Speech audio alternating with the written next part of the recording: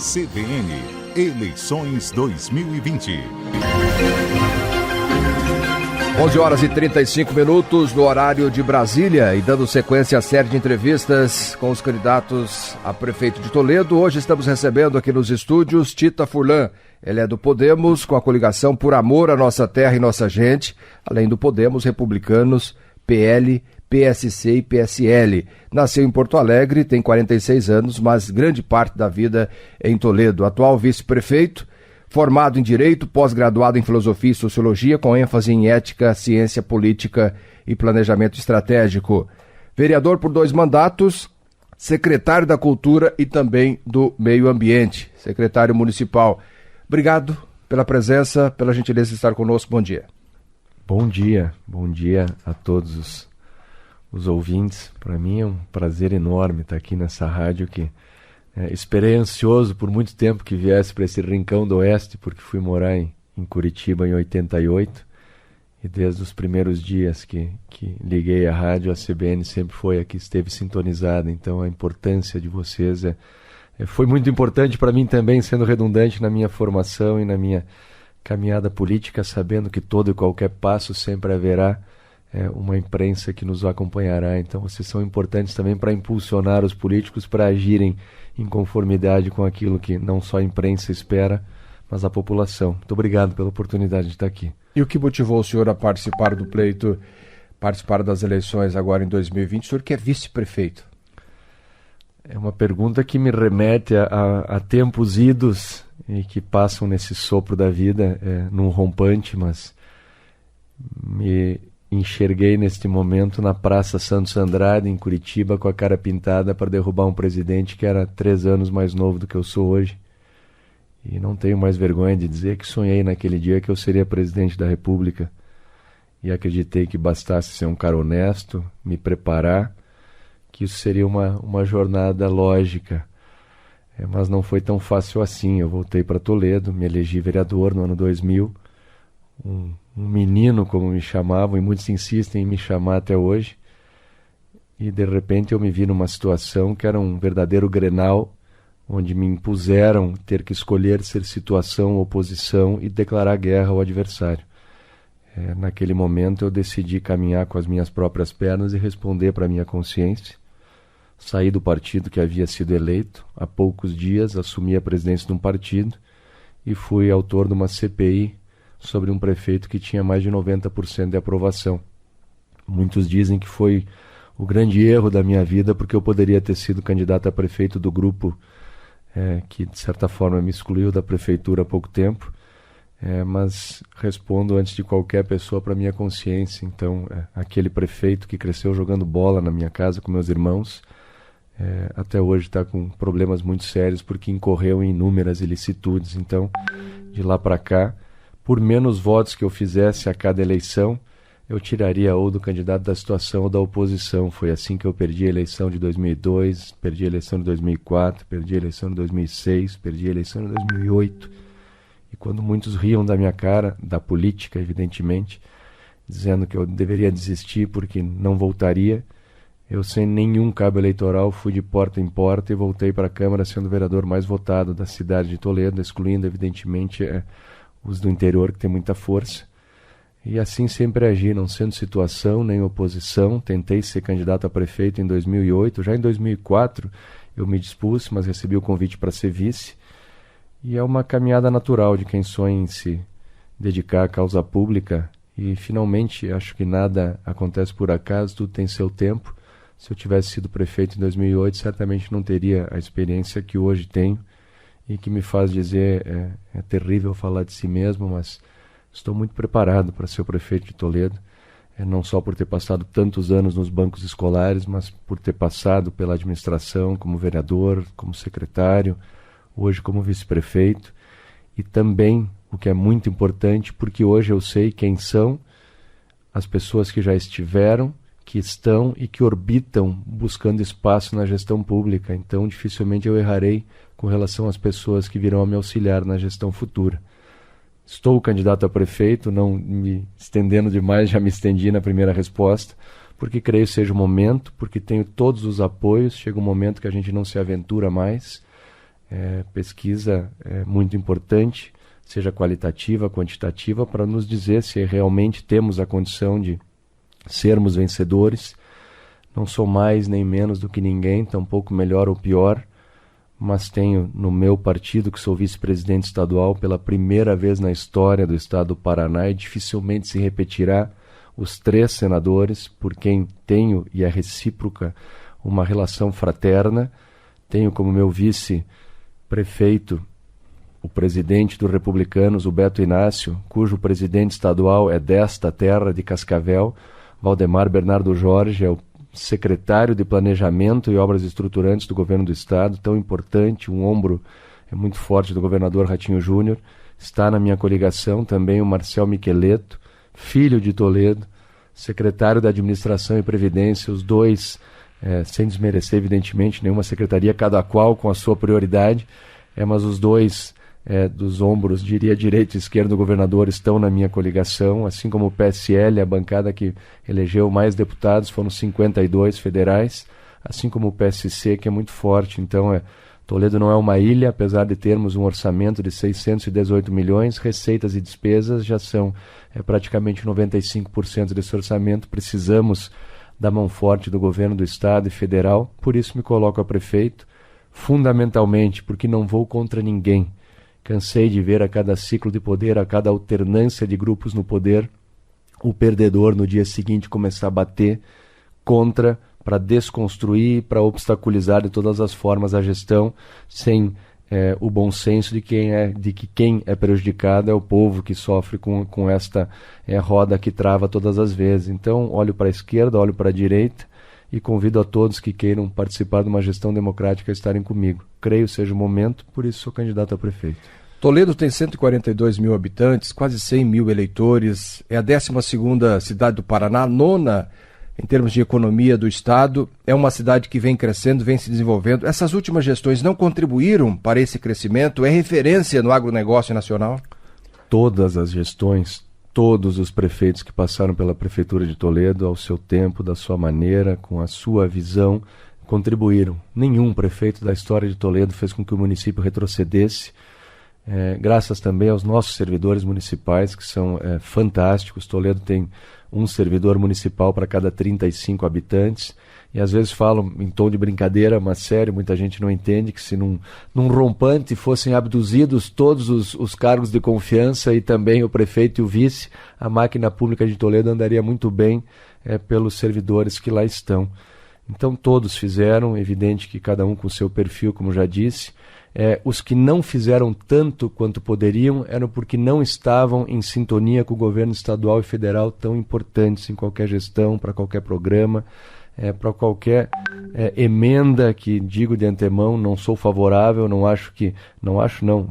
penso que não devam os deputados, os senadores, fazer aquilo que deveria ser a função do secretário de Estado ou do ministro, mas é assim, e com alegria tenho 140 deputados federais na minha coligação, 18 deputados estaduais e 17 senadores, cada um com 16 milhões e 500 mil reais por ano em 2021 para destinar em emendas, sem contar as emendas de bancada. Só os 3 senadores do Paraná, somados, arredondando 16,5, são 50 milhões, mais 250 milhões de emenda de bancada. Então, são 300 milhões que certamente, se tiver a oportunidade de trazer uma fatia para Toledo, irei buscar. Parabéns a todos os prefeitos que passaram, que fizeram ao seu tempo o que podia ser feito. E caso seja eleito, Tita Furlan, qual que entre o plano de governo, como que o senhor pretende trabalhar para que Toledo cresça com mais velocidade?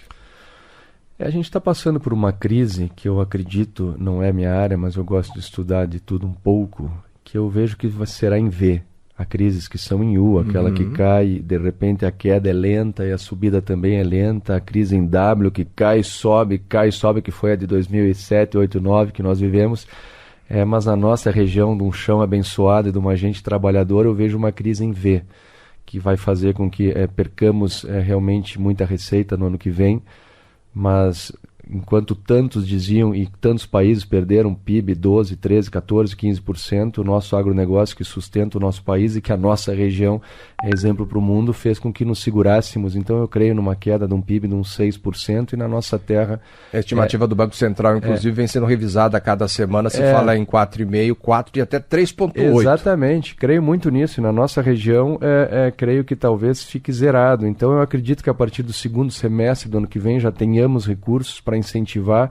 O Estado, na verdade, eu não defendo nem o máximo nem o mínimo, eu defendo o Estado necessário. O Estado necessário é aquele que não obstaculiza, não atrapalha. Então, seremos parceiros. Toledo é uma cidade maravilhosa, assim como é Cascavel. Precisamos fazer com que aquele sonho da extensão da Ferroeste, a Guaíra, a Foz, para que Toledo tenha um porto seco aconteça, que as linhas aéreas sejam retomadas com outros destinos, para trazermos novas empresas. Precisamos agregar valor, precisamos industrializar o campo, não se restringir a commodities, a monocultura. Então nós temos que transformar o leite da nossa terceira bacia do leite do Paraná em queijo, em nata. Temos que favorecer a piscicultura, que é tão forte. Toledo é o campeão em espelhos d'água também, assim como temos 1 milhão de suínos, 11 milhões de aves que produzem dejetos de forma absurda e que até hoje foi um passivo assustador e que pode ser transformado em energia.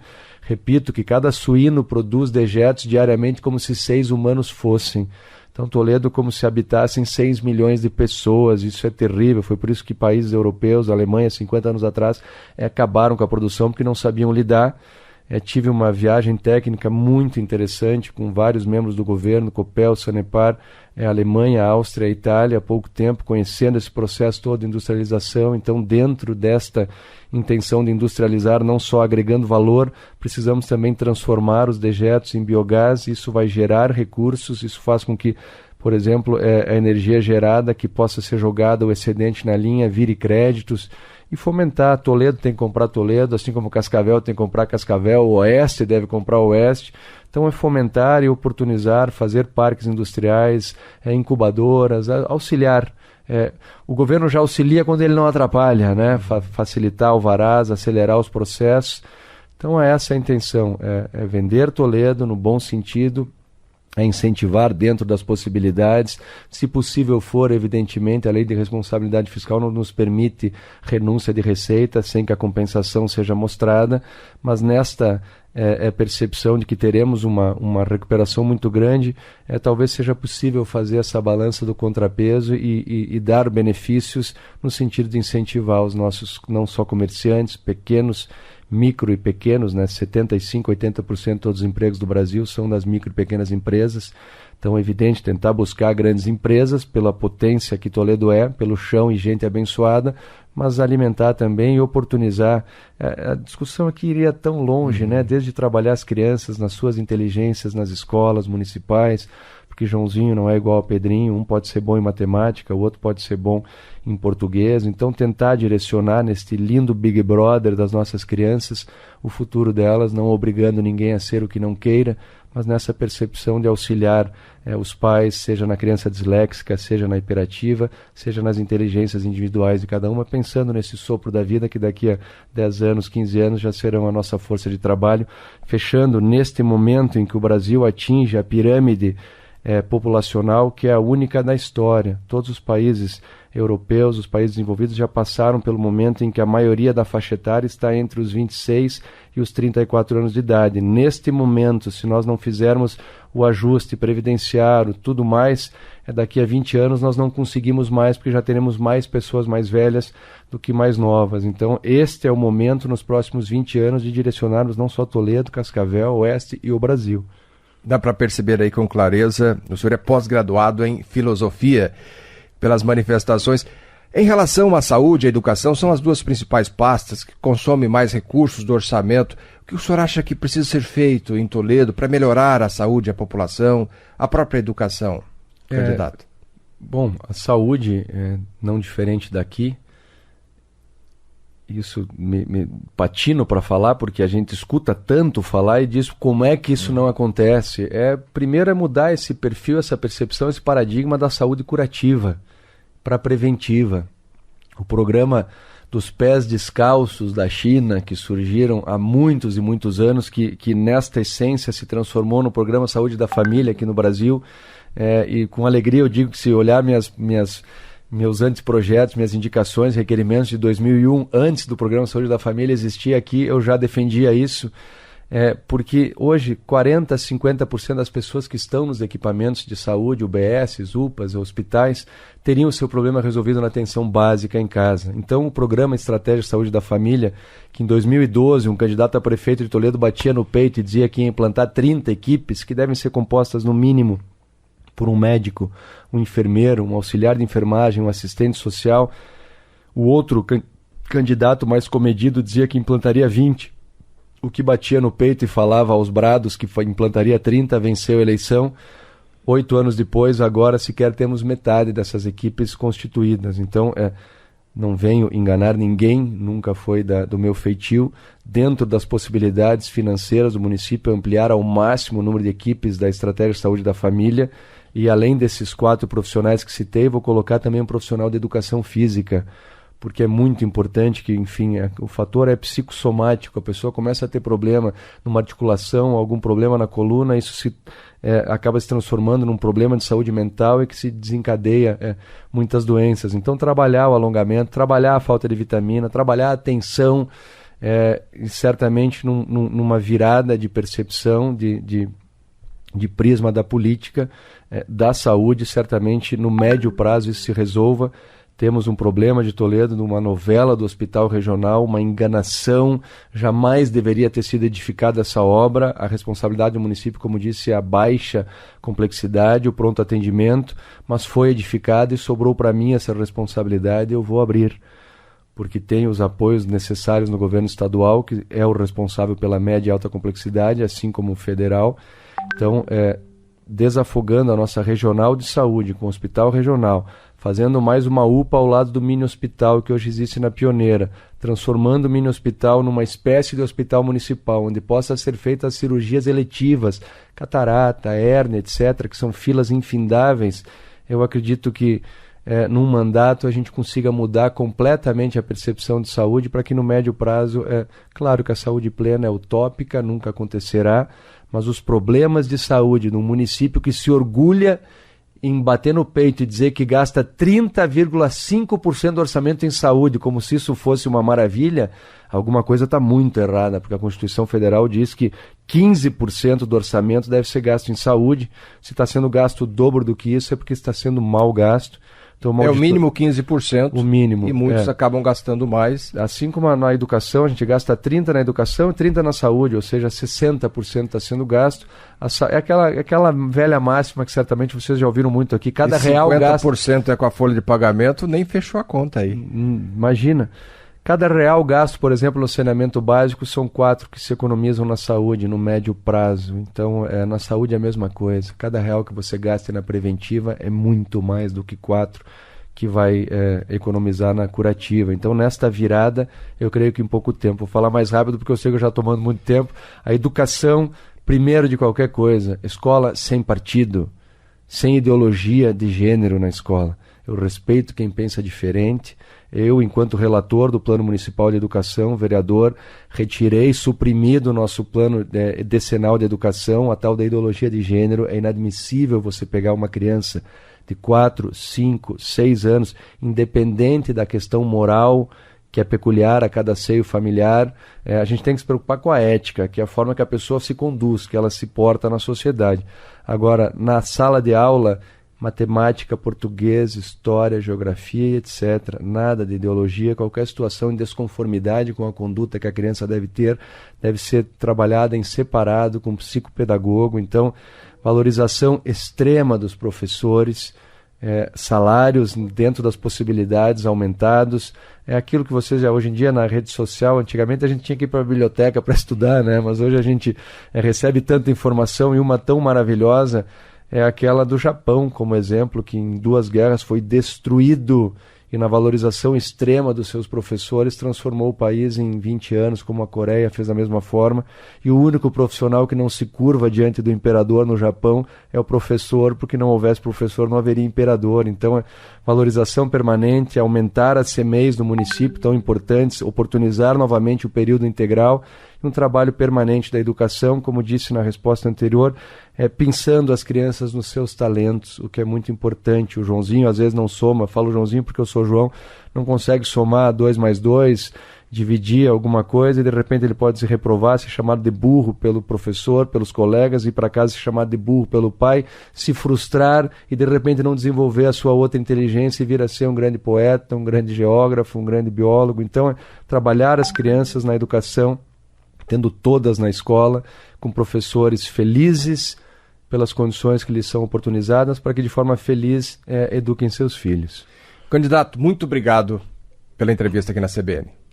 Muito feliz, grato e obrigado. Por vezes eu sei que eu me estendo demais nas respostas, mas é um mundo que passa pela minha cabeça, é uma oportunidade que tenho de externar uma parte dele aqui.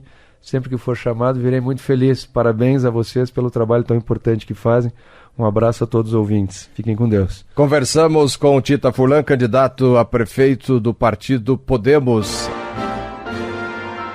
CBN, eleições 2020.